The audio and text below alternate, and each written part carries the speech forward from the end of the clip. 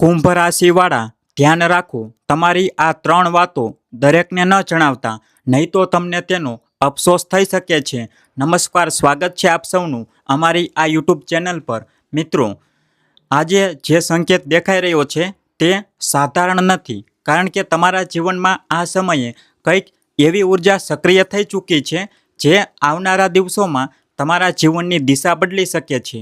પરંતુ સૌથી મોટી વાત એ છે કે આ પરિવર્તન ઘોંઘાટ સાથે નહીં આવે, આ ધીમે ધીમે આવશે. બિલકુલ એવી જ રીતે જેમ સવાર થતાં પહેલાં આકાશ રંગ બદલે છે.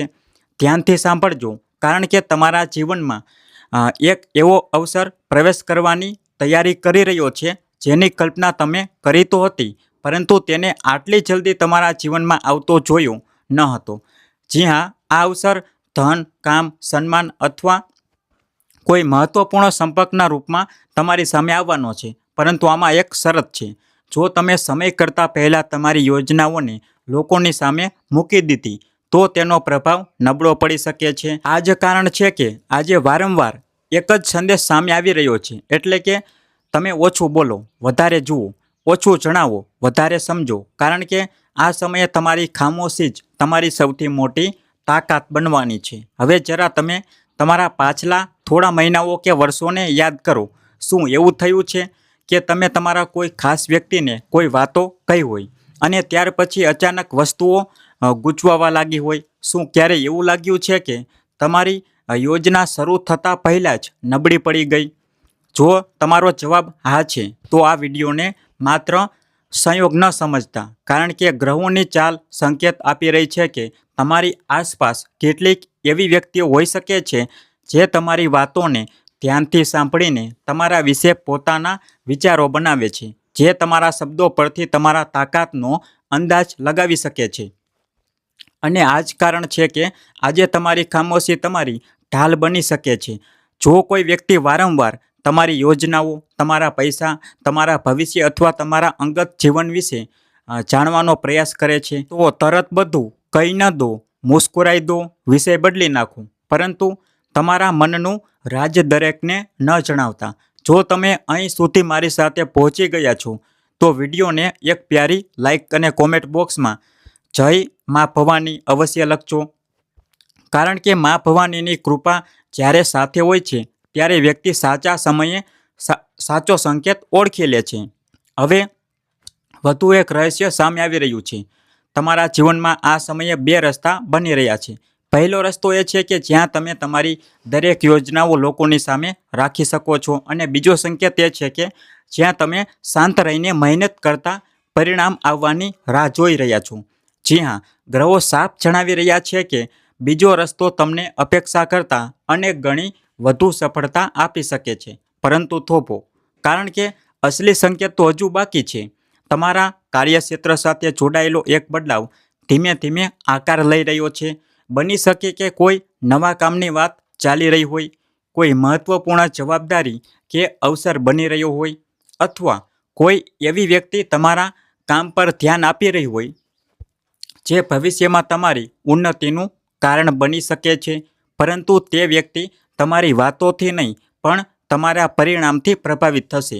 જી હા, એટલા માટે આજના સમયમાં એક નિયમ બનાવી લો: પહેલાં કામ, પછી ઘોષણા. કારણ કે જે બીજ જમીનની અંદર ચૂપચાપ ઉગે છે તે એક દિવસ વિશાળ વૃક્ષ બની જાય છે. જે બીજને રોજ બહાર કાઢીને દેખાડવામાં આવે છે તે ક્યારેય મજબૂત બની શકતું નથી.